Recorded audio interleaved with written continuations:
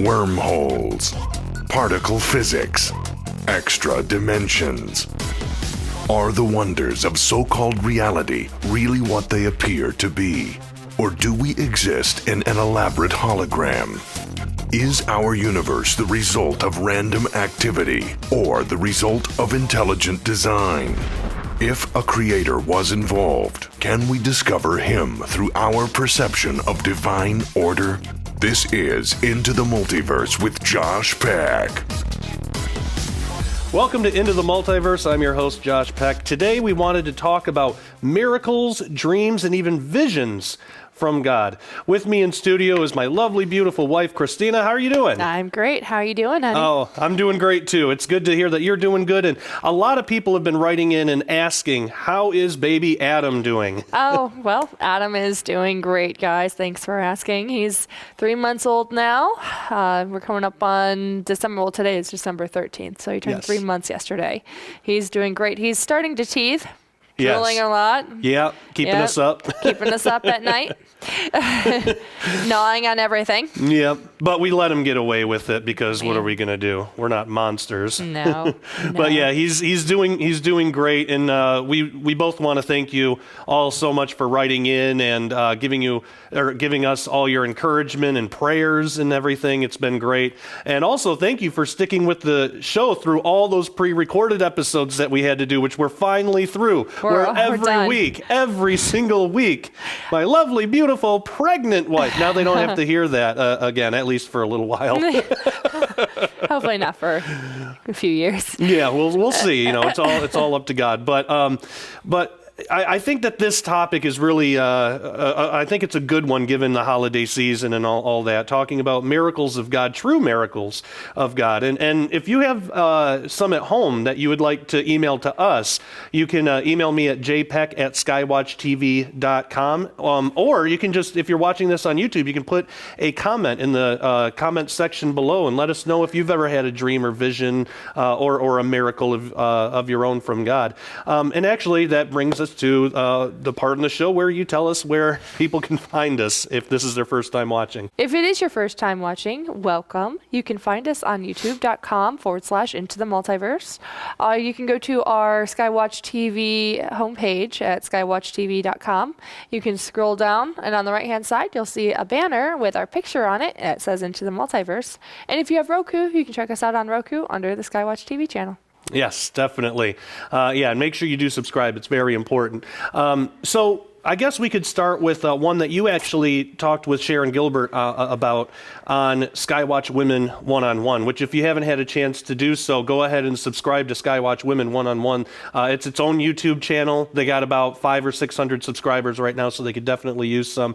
But you were recently interviewed by Sharon Gilbert, which was kind of cool because right after that we did the last the Into the Multiverse episode with her and Justin Fall, which was a lot of fun. That was great. We should have her on more often. Yeah, well, we got a lot of positive feedback about that, so we probably will. But in that interview, you talked about how you were never supposed to have kids because of a bad car accident, and people want the whole story, they can find that interview. But that you and I had actually lost a child 6 weeks into a pregnancy that we didn't even know existed at the time. But there was a pretty miraculous thing that happened all around that, a dream that you had. Can you give the people at home a little bit of backstory in case they didn't hear that, and then talk about that dream? Sure. Okay, long story short, really short. I was 14. I was in a really bad car accident. It left me pretty beat up. I was not supposed to be able to be walking or talking.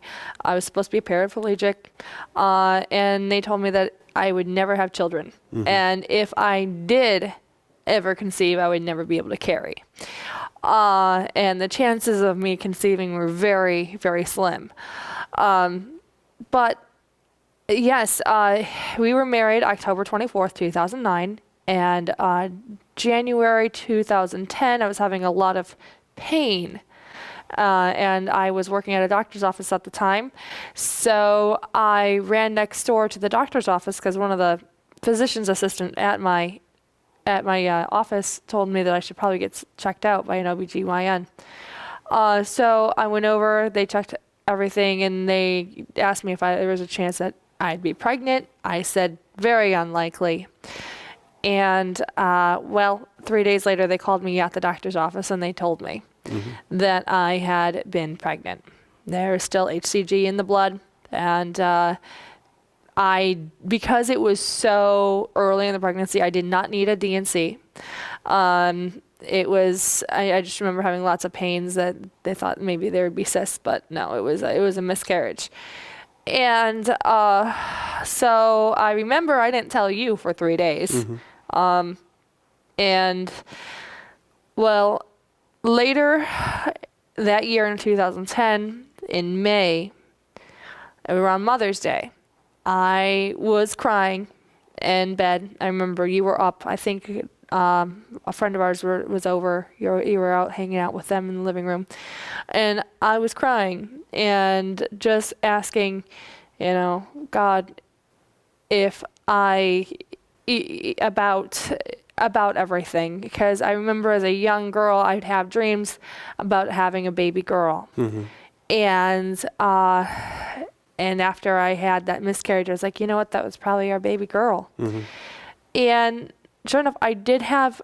There's two parts to this dream, because I had this dream about you and I were in it. We were walking down the street, but we had children behind us, our children, and we went through this door that went into almost like another realm.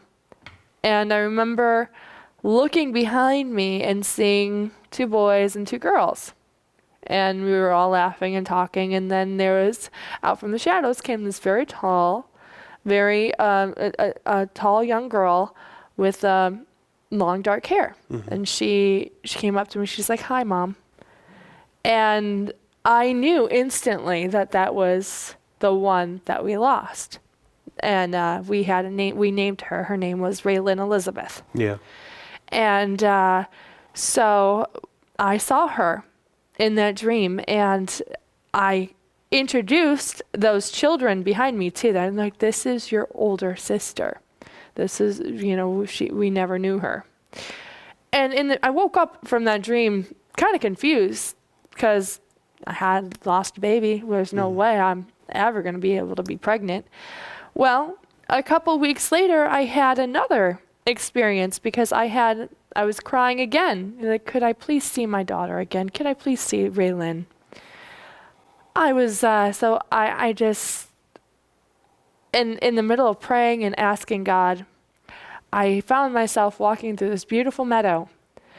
And in the meadow, there was this young girl wearing a sundress. And she looked behind me and she just smiled.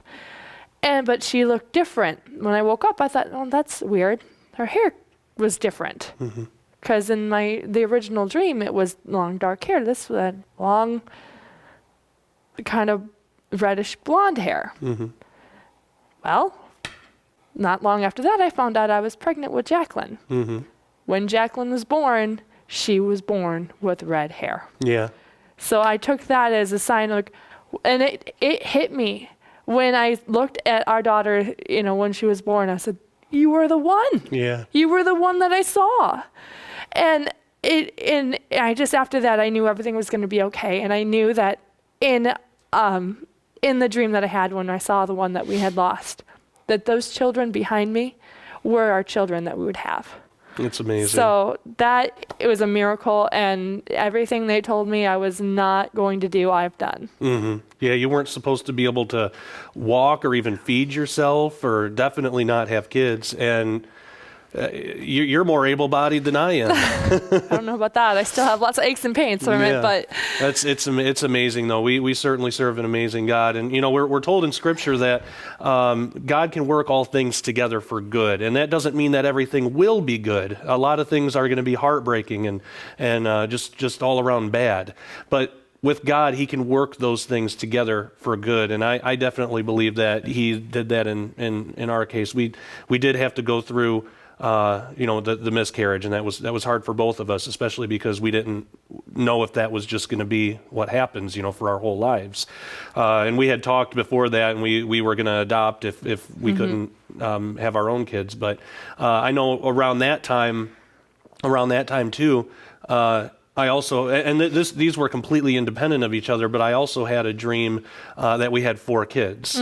And this was before we, knew that that would even happen. Yeah. And what really stood out in the dream was that 2 of them, there were 2 boys and 2 girls, and 2 of them really looked a lot like me, and 2 of them really looked a lot like you. And our first 2 kids, and I mean, the color of their hair is what really stuck out too, because so far that's been exactly what we've both seen in these dreams. And again, these dreams were independent of each other. I didn't know about yours and you didn't know about mine until we had talked about it. But we had Jackie first, and she's got kind of like, her hair started out red, but now it's kind of like strawberry blonde. Then we had Nathan, who completely blonde hair. And Perfect hair. Yeah, we never have to comb it. And I remember seeing, I remember in my dream seeing a boy with blonde hair like that who looked more like you, and then same with the girl who looked more like you. And then I also saw another boy and girl, both with dark hair, and both that looked more like me. And I can't say, for sure about the other girl, because I don't know if that one was the one that we lost or if that's still, I know we've talked about we want 4 kids. I don't know. But at least that other boy, when we had Adam, man, he looks a lot like me, and he has dark hair. He looks exactly like you, and I get a lot of comments about that. In the dream too, one of the most stunning qualities about this other boy was that he was really tall, like he was really big. And Adam is so big. Yes. He is the size of a 6-month-old. Yes, he is, and he's long. I measured him, and he was like 26 inches long, and he's just 3 months old. Yeah. I can't get over it. And yeah, he's very tall.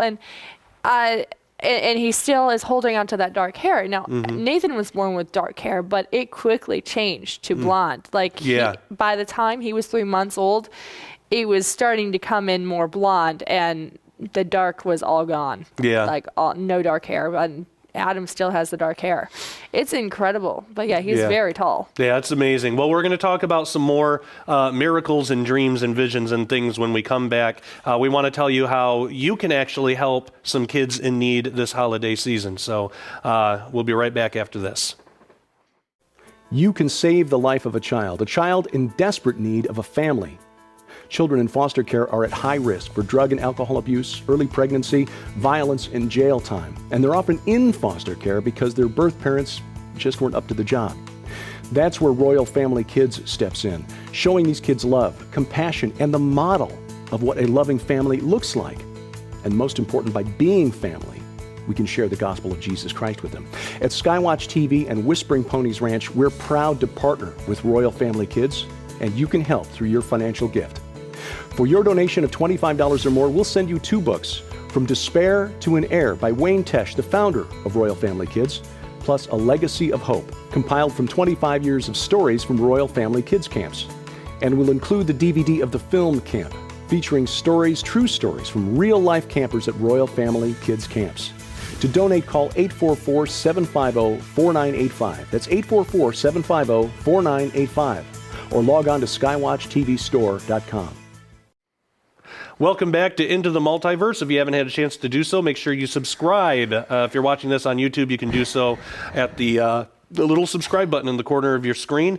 Click on that, and you'll have access to all past, present, and future episodes. So we're talking about dreams, miracles, visions from God.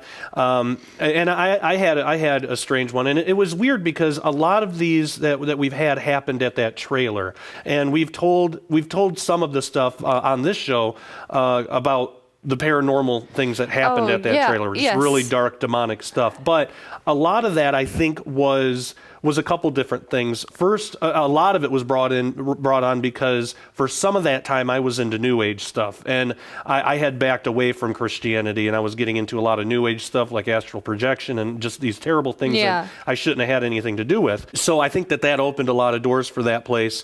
But when we were, and then also there was that murder that I believe that occurred. left the door open. And Yeah. if you're interested, if you want to know more about that, we have an episode of Into the Multiverse called Demonic Manifestations. You can look that up and get the whole story.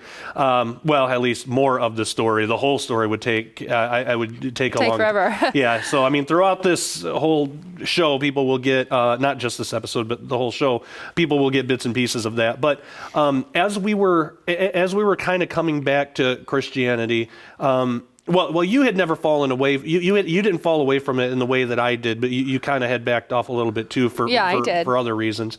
But when God kind of introduced us to this community and started bringing us back into Christianity and our eyes were being opened, suddenly we started noticing a lot of miraculous things. Mm-hmm. And one of them for me was after we had cast everything out of the trailer, rededicated ourselves to Christ, I had this brief relapse sort of thing of doubting my salvation. And I remember when I was a little kid, oh my gosh, I doubted my salvation so bad. And I was always afraid that I didn't do it right or that I was missing some step. And every time there was an altar call at church, if you don't know if you died today, you'd go to heaven, come on up, I would always go up. I remember my grandparents would try and stop me and say, Josh, you're fine. But there was just, I just had this doubt. And so once I rededicated my life to Christ, I started feeling that doubt again, almost immediately. And it's like, I knew that it was, I knew it was probably an attack of the enemy, and it probably wasn't a genuine thing that I should have to fear, but I didn't have the scriptural backing or just the spiritual discernment to know that. Right, yeah. So in despair, I prayed out to God. I called out to God, and I felt really bad that I should even be asking this, but I asked him for a sign that I was really saved, all the while apologizing for even asking of such a thing. And at that time, your dad, who's passed on now, but your dad, my father-in-law, he was showing me how to use Strong's Concordance because I had never used one. I didn't even know what it was. He was showing me how you can go into the Greek and Hebrew which it's funny thinking back on that now because I do it so often, almost every day. Yeah. But a lot of that started with your dad. But I remember him telling me because I was asking him about dreams and visions and stuff because he would actually get visions, and it wasn't just dreams. And up until this point, I didn't know if I had anything like that. So I asked him, "How do you know if it's just a dream or if there's actually something to it?" And he said, "Well, you can ask for confirmation from Scripture and get some kind of scriptural backing from it." So I have two things that fall in line with that, and I'll try to run through them brief because I know that we're limited on time here. But the first one was the salvation thing.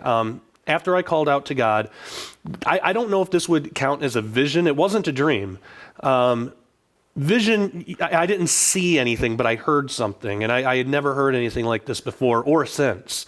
I was laying in bed. I wasn't tired at all, but I was just laying in bed trying to figure out if I wanted to read a book or turn the TV on, just the normal. Well, all of a sudden, I started to hear this singing, but it didn't sound like it was coming from anywhere in the room or outside, or it sounded like it was coming from inside out. It was the oddest thing. And so it started out real faint. So I just kind of laid there and I was listening to it. And I closed my eyes to try to hear more of it, and the volume increased. But it was just a single voice. It wasn't like a choir of angels or anything. Right. I didn't get the sense that this was an angel at all. It was something different. But it was one voice. And the only thing that I could think of at the time was this has got to be God. But again, thinking back to what your dad had said, I wasn't aware of any Bible verses that talked about God singing. I knew that there were plenty about angels singing, and Yeah. I could imagine God probably enjoys singing, but I didn't have any scriptural basis for that. So this voice, it just kind of increased in volume. I listened to it for maybe a minute, and then it kind of diminished and it went away.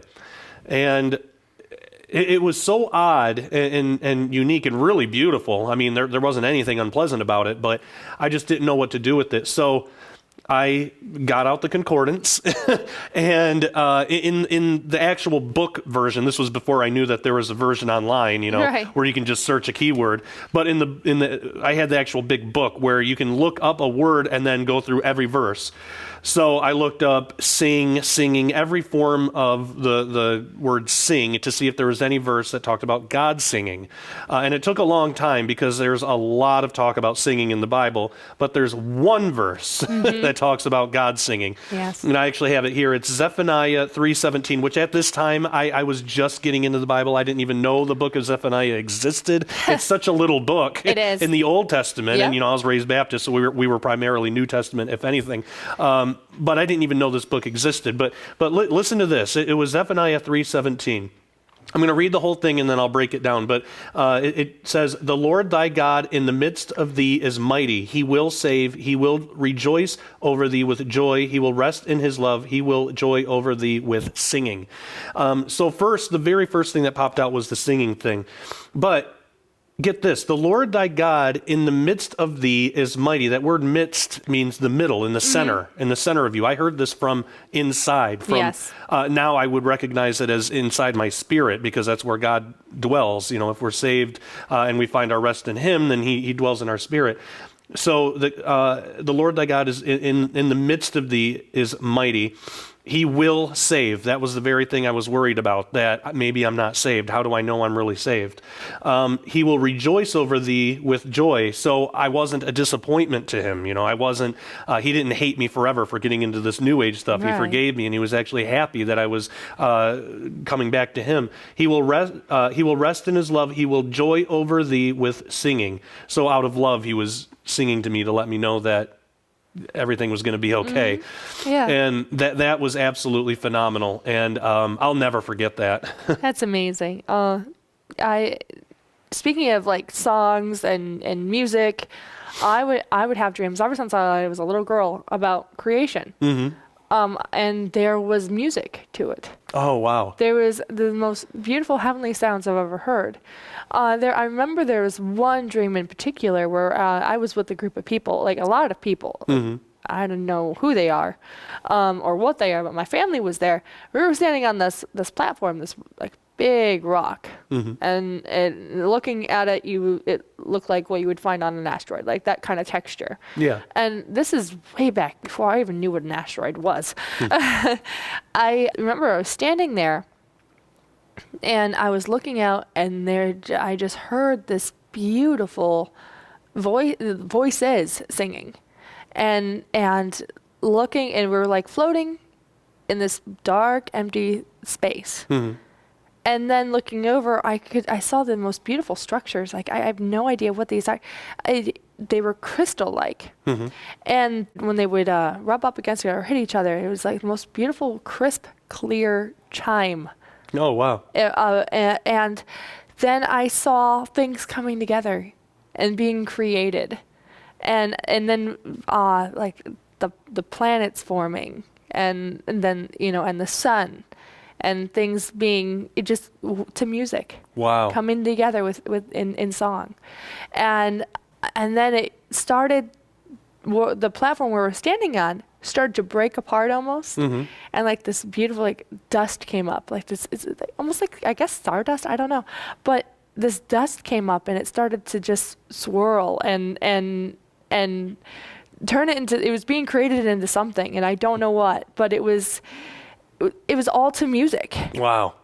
And I will never forget that. From the time I was a little girl, I was 3 or 4, I started having these dreams that I can remember. And then all through my young childhood years to my young teenage years and to my adulthood, every once in a while I'll still have them.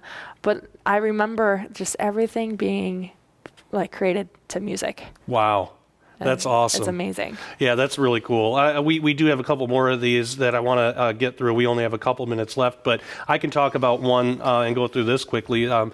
And again, I don't know if this was a dream or a vision. I don't know what this one was, but again, it was at the trailer, and I was laying in bed, again, not sure if I was asleep or not. But all of a sudden, and I don't think that I was asleep, but I can't say for sure, but all of a sudden I realized that I wasn't in my bed. I was in this big, bright auditorium, and I was in a group of people. It wasn't a very big group. It was maybe 15 or 20 other people, but we were all facing this stage. And on the stage was this, what looked like an old man. I don't know if it actually was a man or an angel or what, but it looked like an old man, but still vibrant. He didn't seem old, even though he kind of looked aged. But he started talking, and he was talking about how he was talking about the Garden of Eden, and he was explaining what happened right after Adam sinned. And he said that God talked to Adam and was explaining to Adam that he would now have to die because he rebelled against God. He sinned, and that's just that's the consequence. That he would have to die, and God was explaining what that means.